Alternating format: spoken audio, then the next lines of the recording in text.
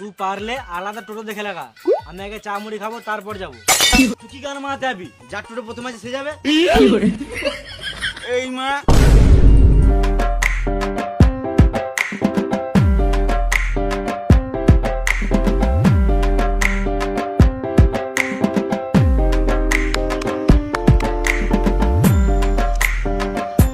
আরে টোটোওয়ালাদের সম্মান আছে। হ্যাঁ নিশ্চয়ই আছে। তাহলে আমরা এখানে কি গান মারাতে ওয়েট করছি? যার টোটো লাগবে সে নিজে আসবে। চ মা।